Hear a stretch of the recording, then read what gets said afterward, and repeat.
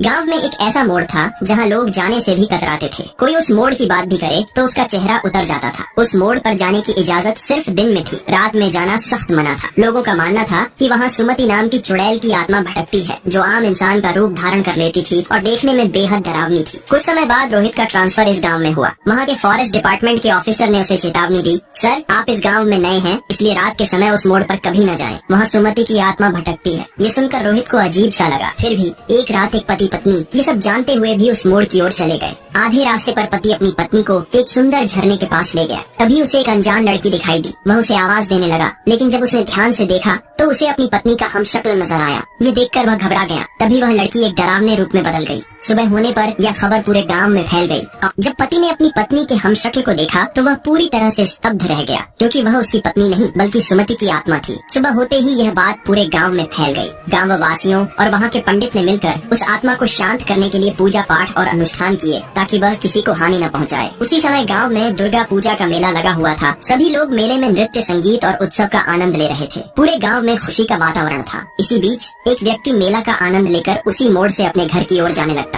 आधा दूर जाने पर उसे एहसास हुआ कि उसके पीछे कोई खड़ा है। वह घबराकर पीछे मुड़ा तो वहाँ कोई नहीं था। तभी उसकी नजर एक मृत शरीर पर पड़ी, जिसे देखकर वह भयभीत होकर वहाँ से भाग खड़ा हुआ। सुबह होने पर जब ये बात गांव वालों को पता चली तो उन्हें एहसास हुआ कि पूजा पाठ और अनुष्ठान का आत्मा पर कोई प्रभाव नहीं पड़ा। तब गांव के पंडित ने दिन में उस मोड़ पर जाकर एक नींबू को त्रिशूल पर रख दिया, ताकि आत्मा कुछ समय के लिए शांत रहे। लेकिन उसके बाद क्या होगा देखते हैं। गाँव में हो रही अजीबोगरीब घटनाओं के कारण सभी लोग भयभीत हो गए थे। हर किसी के मन में एक ही डर समाया हुआ था, सुमति की आत्मा का। उसी रात गांव की एक महिला प्रसव के लिए तैयार थी। स्थिति बिगड़ने पर दाई अम्मा ने तुरंत उसे अस्पताल ले जाने का निर्णय लिया। लेकिन अस्पताल जाने के लिए उस भयावह मोड़ से गुजरना जरूरी था। गांव वालों ने अपने डर को दबाते हुए महिला को गाड़ी में बिठाया और उसी मोड़ की ओर रवाना हुए। आधे रास्ते में अचानक एक विशाल वृक्ष गाड़ी के सामने गिर पड़ा। उन्होंने तुरंत वृक्ष को हटाने की कोशिश शुरू की। तभी उन्हें कुछ अनहोनी का आभास हुआ। जब उन्होंने गाड़ी की ओर देखा तो महिला गायब थी। सभी लोग उसे इधर उधर ढूंढने लगे। किसी को वह झरने के ऊपर खड़ी दिखी और अगले ही पल वह नीचे कूद गई।